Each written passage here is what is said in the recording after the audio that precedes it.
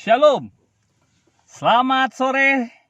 Saya ucapkan kepada saudara-saudari dimanapun Anda berada. Kembali lagi dengan saya, Pastor Francis Morrison Balo. Saya akan menemani saudara untuk menutup hari Sabat ini. Dan kita menyambut minggu bekerja dengan firman Tuhan.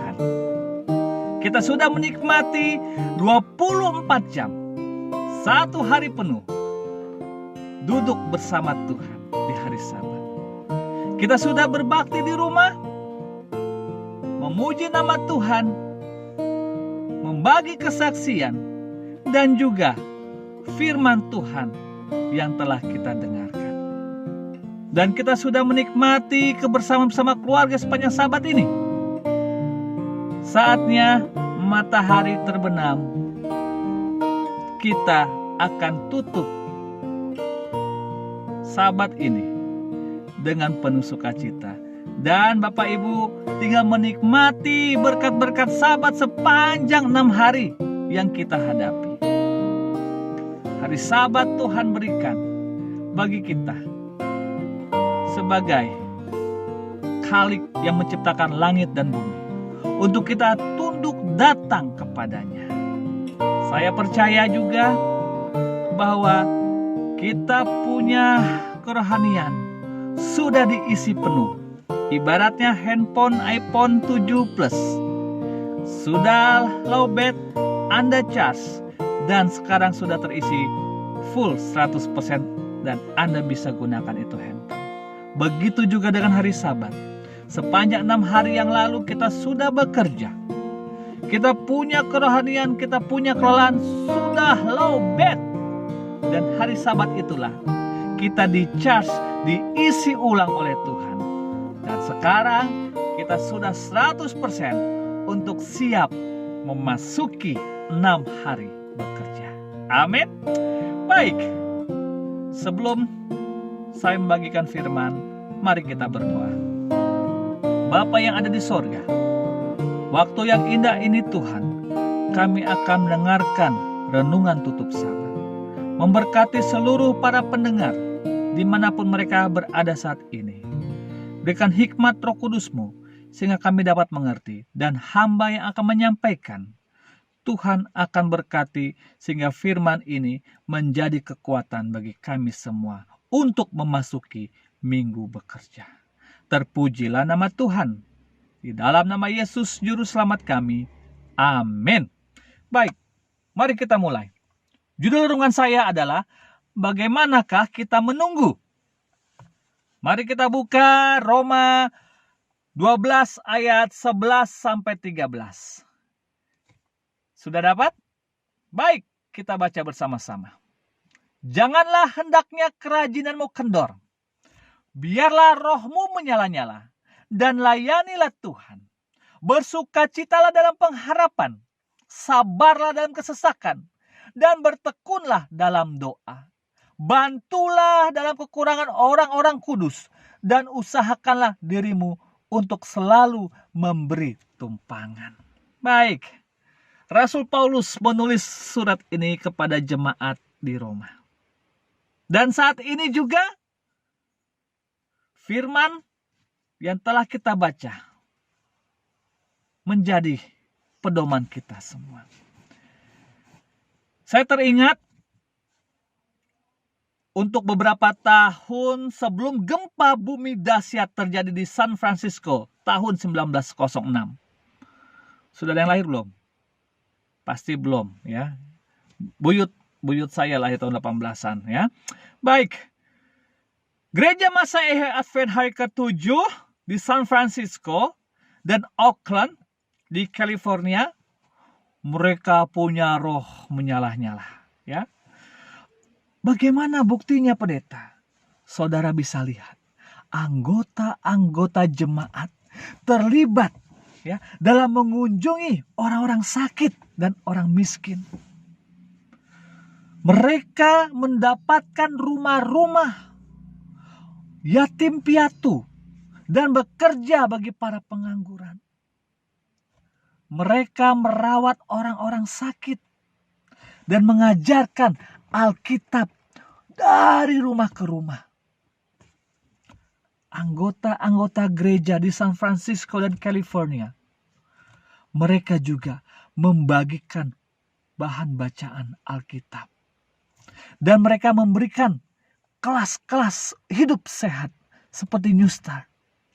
Gereja-gereja juga mengadakan sekolah dan membuka kelas untuk anak-anak.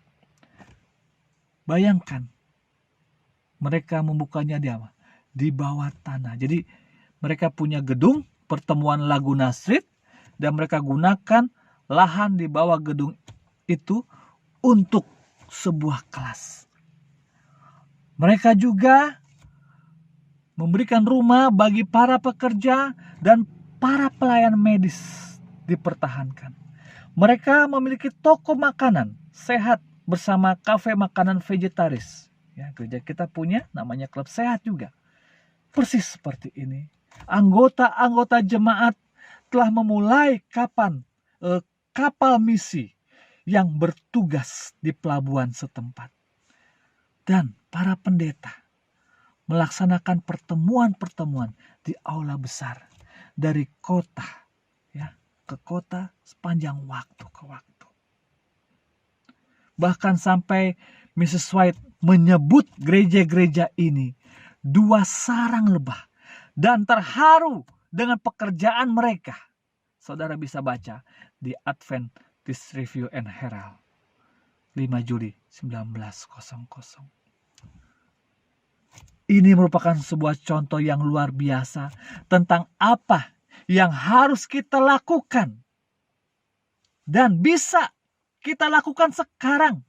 Sementara saya dan saudara sedang menunggu kedatangan Tuhan yang kedua kali. Saudara, Tuhan kita akan datang kembali. Percaya enggak? Kita tahu itu isu utama bagi saya dan kita semua adalah apakah yang kita lakukan ketika kita menunggu? Saya sudah kasih contoh. Gereja-gereja Advent di San Francisco dan California, Oakland. Mereka melakukan itu. Dan saya juga berharap kita juga akan melakukan hal yang sama. Kita akan keluar melayani orang sakit, melayani orang-orang yatim, bekerja untuk orang pengangguran. Dan bukan hanya jasmani saja yang kita perhatikan, rohaninya pun kita perhatikan.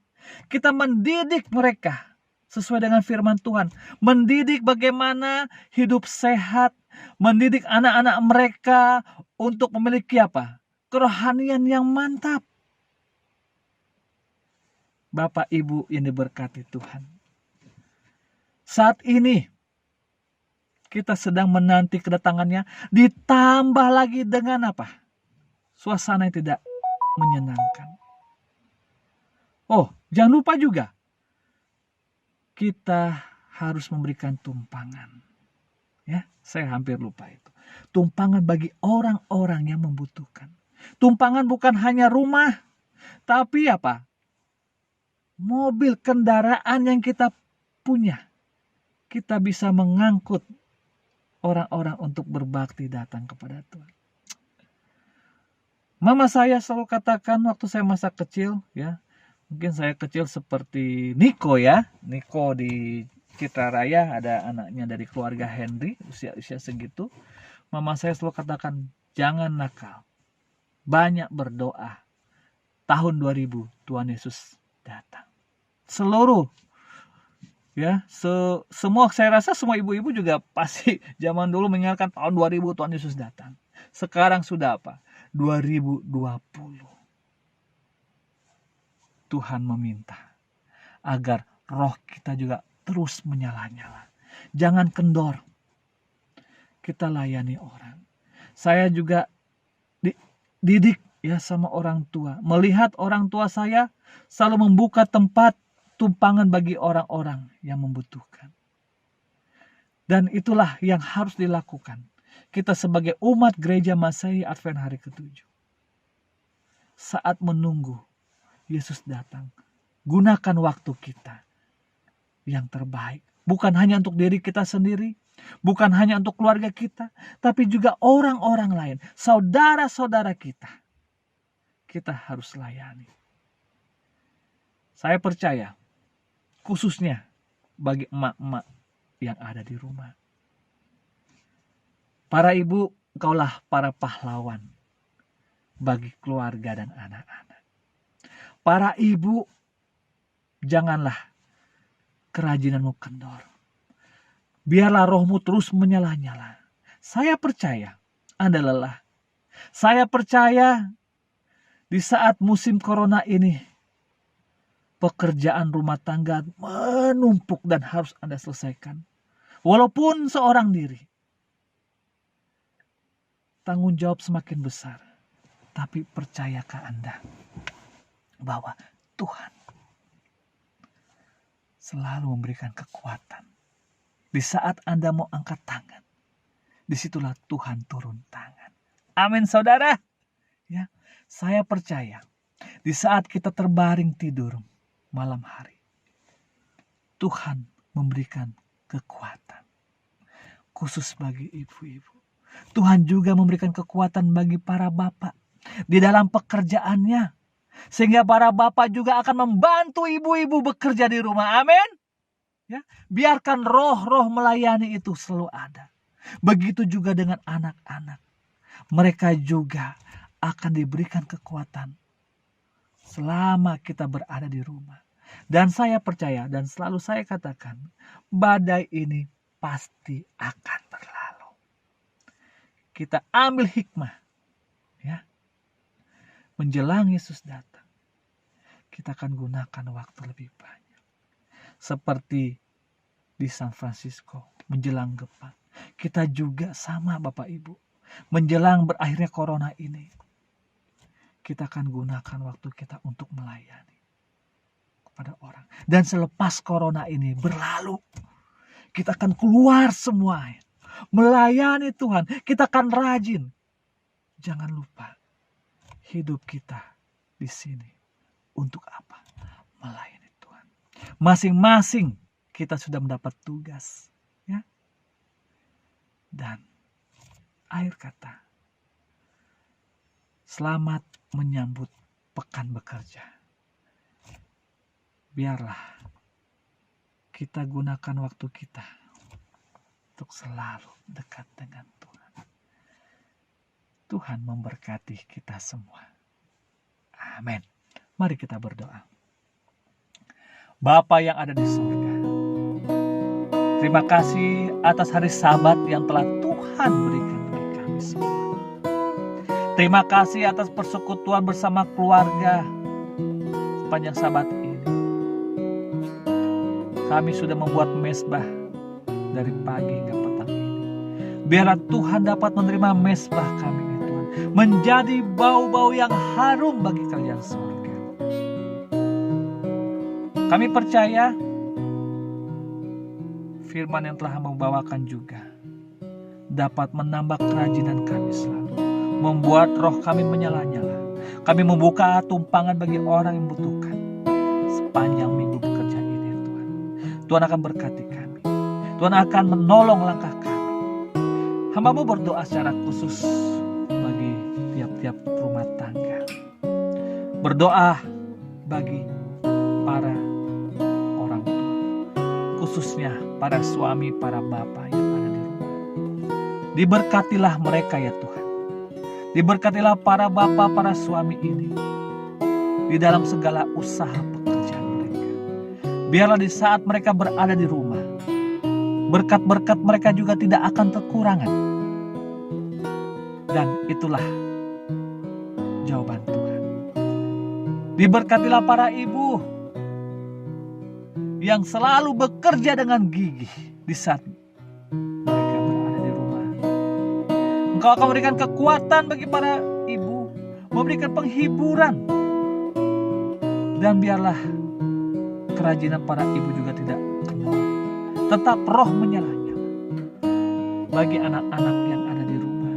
Tuhan juga memberkati mereka di dalam pertumbuhan fisik mereka, di dalam pendidikan mereka, Biarlah anak-anak ini pun dapat menjadi anak-anak penurut pada orang tua dan menghormati orang tua. Dan biarlah orang tua mendidik anak-anak ini seperti yang firman Tuhan sudah sampaikan. Bapa di surga, memberkati pemerintah kami, berikan hikmat akal budi dari surga, sehingga dapat melayani seluruh rakyat Indonesia ini dengan baik. Tuhan, hamba-Mu berdoa juga apabila dalam pekan minggu bekerja ini, umat-umat Tuhan harus keluar untuk bekerja. Malaikat Tuhan akan menjaganya, melindungi mereka dari wabah penyakit sekalipun. Jauhkan dari virus-virus corona ya Tuhan, sehingga mereka dapat kembali ke rumah juga dengan tubuh yang sehat. Terima kasih ya Tuhan atas situasi yang saat ini kami hadapi. Pencobaan ini justru menambah iman kami lebih setia kepada Tuhan. Terpujilah Engkau ya Allah yang Maha Pengasih dan Penyayang. Besertalah bersama kami sepanjang kehidupan kami. Dan kami siap menyambut kedatangan Tuhan Yesus kedua kali.